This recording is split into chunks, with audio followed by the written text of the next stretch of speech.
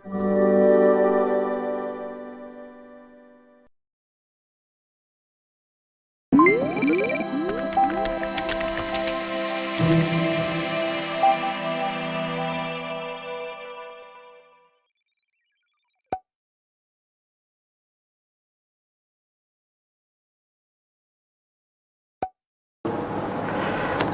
warahmatullahi wabarakatuh. Salam sejahtera untuk kita semua. Kembali lagi dengan saya, Putut Said Permana, pada mata kuliah metode penelitian. Oke, teman-teman sudah mempelajari hampir semua isi-isi dari materi di dalam mata kuliah metode penelitian. Nah, di pertemuan terakhir ini, saya akan membahas terkait dengan sistematika penulisan, baik penulisan proposal maupun penulisan laporan penelitian. Oke, langsung saja. Yang pertama, kita akan membahas tentang sistematika pada penelitian kuantitatif. Proposal terdiri dari 3 bab, bab 1, bab 2, dan bab 3. Selain daripada ada bagian awalnya, ya. Bagian awal biasanya ada sampul, kemudian lembar persetujuan, daftar isi, daftar tabel, dan sebagainya. Ini biasanya masing-masing institusi, masing-masing kampus, dan lain sebagainya mungkin memiliki aturan-aturan yang berbeda. Tapi itu tidak masalah, karena pada intinya adalah di bagian inti. Nah, untuk bagian awal seperti itu, jadi tinggal mengikuti aturan yang diberlakukan. Untuk materi yang ada di modul, kita menggunakan standar dari Universitas Pamulang, seperti itu. Kemudian di bagian inti, ya, di bagian inti itu terdapat 3 bab, bab 1, bab 2, dan bab 3 pada proposal. Sementara di laporan penelitian itu terdapat 5 bab, ya, jadi ada tambahan 2 bab lagi. Di bagian inti untuk proposal penelitian terdapat bab 1, bab 2, dan bab 3. Sementara untuk laporan penelitian ada tambahan 2 bab lagi, yaitu bab 4 dan bab 5. Kita lihat dulu di proposal. Nah, pada proposal di bagian inti untuk bab 1 isinya adalah latar belakang masalah, identifikasi masalah, rumusan masalah, tujuan penelitian, dan manfaat penelitian. Hal ini juga sama diberlakukan di dalam laporan penelitian. Jadi bab 1 antara proposal dan laporan penelitian itu isinya sama, tinggal uraiannya saja nanti yang berbeda. Kemudian di bab 2 merupakan kajian teori, ya, baik di proposal ataupun di laporan itu semuanya adalah kajian teori, yang mana isinya juga sama, yaitu kajian teoritis, kemudian penelitian terdahulu, kerangka berpikir penelitian, dan hipotesis penelitian, karena kita ada di bagian penelitian kuantitatif. Oke, selanjutnya di bab 3 itu adalah kaitannya dengan metodologi penelitian, ya, masih sama juga antara proposal dengan laporan, ya, sub judulnya sama, yang berbeda nanti adalah isi-isinya, seperti itu, ya. Jadi di bab 3 itu ada pendekatan dan metodologi penelitian, ada populasi dan sampel, teknik dan instrumen pengumpulan data, teknik analisis data. Nah, sekarang pada laporan penelitian ada tambahan 2 bab lagi, yaitu bab 4 dan bab 5. Bab 4 merupakan bab yang membahas tentang hasil dan pembahasan, yang mana di dalamnya ada deskripsi data, kemudian ada hasil penelitian, kemudian ada pembahasan. Nah, bab terakhir dalam laporan penelitian itu adalah bab 5 yang berisi tentang kesimpulan dan saran. Nah, untuk bagian akhir pada proposal dan pada laporan penelitian sama, yaitu ada daftar pustaka dan ada lampirannya. Jadi itu teman-teman untuk sistematika penulisan proposal dan laporan penelitian pada penelitian kuantitatif. Untuk selanjutnya itu adalah penelitian kualitatif. Jadi kita akan jabarkan terkait dengan sistematika penulisan proposal dan laporan penelitian pada penelitian kualitatif.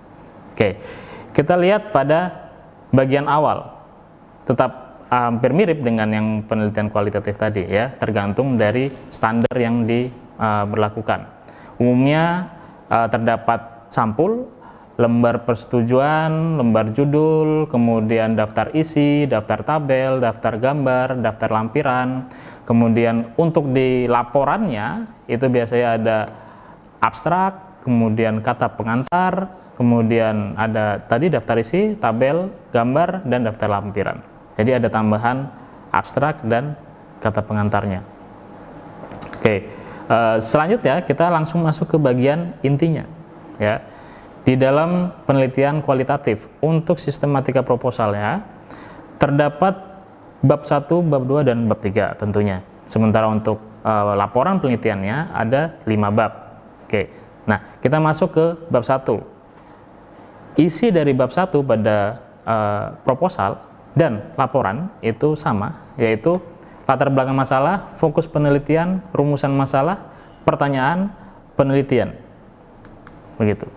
Kemudian ada tujuan penelitian dan ada manfaat penelitian. Itu yang ada di bab 1. Sementara untuk bab 2, baik proposal maupun laporan, itu ada landasan teoritis, kemudian ada penelitian terdahulu, kemudian ada kerangka berpikir. Jadi masih sama antara proposal dengan laporan. Bab 3 pun seperti itu ya. Yang pertama ada pendekatan dan metodologi penelitian, lalu ada latar penelitian, kemudian ada data dan sumber data, lalu ada teknik dan instrumen pengumpulan data, kemudian dilanjutkan dan keabsahan data, dan yang terakhir adalah teknik analisis data. Subjudulnya antara laporan dengan proposal masih sama, yang membedakan adalah nanti isi-isinya, seperti itu. Oke. Nah, sekarang kita bergeser ke laporannya, karena kalau proposal cukup sampai bab 3, sementara di laporan ada tambahan bab 4 dan bab 5. Nah, untuk di penelitian kualitatif, bab 4 terkait dengan hasil dan pembahasan, itu isinya adalah yang pertama tentunya ada hasil penelitian. Kemudian yang kedua itu adalah pembahasan. Jadi ada 2 subjudul di dalam bab 4 pada penelitian kualitatif. Kemudian yang terakhir adalah bab 5, yaitu kesimpulan dan saran. Isinya pun adalah kesimpulan dan saran. Nah, baru masuk ke bagian akhir. Baik di laporan ataupun di proposal, isinya juga sama, yaitu ada daftar pustakanya dan ada lampirannya.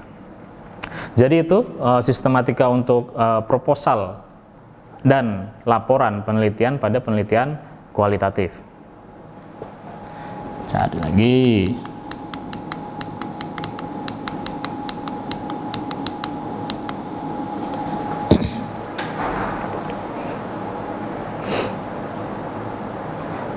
Kemudian yang terakhir ada sistematika penulisan proposal dan laporan penelitian pada penelitian R&D atau Research and Development. Oke. Kita seperti yang sudah ya, yang namanya proposal itu pasti ada 3 bab, yang namanya laporan penelitian itu pasti ada 5 bab. Bagian terdiri dari 3 bagian, yaitu bagian awal, bagian inti, dan bagian akhir. Di bagian awal hampir sama semuanya ya. Umumnya ada sampul, lembar persetujuan, daftar isi, daftar tabel. Kemudian kalau di laporan biasanya ada abstraknya, kemudian ada kata pengantar dan lain sebagainya. Seperti itu, tergantung standar yang diberlakukan. Oke, kita masuk saja langsung ke bagian intinya. Nah, pada bagian inti untuk proposal ada 3 bab, untuk laporan ada 5 bab. Pada bab pertama di dalam proposal maupun di dalam laporan itu berisi tentang latar belakang masalah, identifikasi masalah, rumusan masalah, tujuan penelitian, manfaat penelitian, spesifikasi produk pengembangan, kemudian yang terakhir adalah keterbatasan produk pengembangan. Itu yang ada di bab 1, baik di proposal maupun di laporan penelitian. Nah, kita menginjak ke bab 2, masih sama juga subjudulnya, yaitu ada 4 subjudul. Yang pertama adalah kajian teoritis, yang kedua adalah penelitian terdahulu, kemudian ada kerangka berpikir penelitian, dan yang terakhir adalah hipotesis penelitian, karena kita ada di penelitian R&D. Oke, bab 3 tentang metodologi penelitian. Subjudulnya juga masih sama. Yang pertama ada pendekatan dan metodologi penelitian, kemudian ada prosedur pengembangan, kemudian ada uji coba produk pengembangan, kemudian ada teknik dan instrumen pengumpulan data, kemudian yang terakhir adalah teknik analisis data. Itu untuk di bab 3 ya. Proposal berarti berhenti sampai bab 3. Sementara untuk laporan dilanjutkan ke bab 4 yang mana isinya adalah tentang hasil dan pembahasan. Maka yang menjadi subjudul adalah hasil penelitian dan pembahasannya. Kemudian dilanjutkan ke bab 5, isinya adalah kesimpulan dan saran.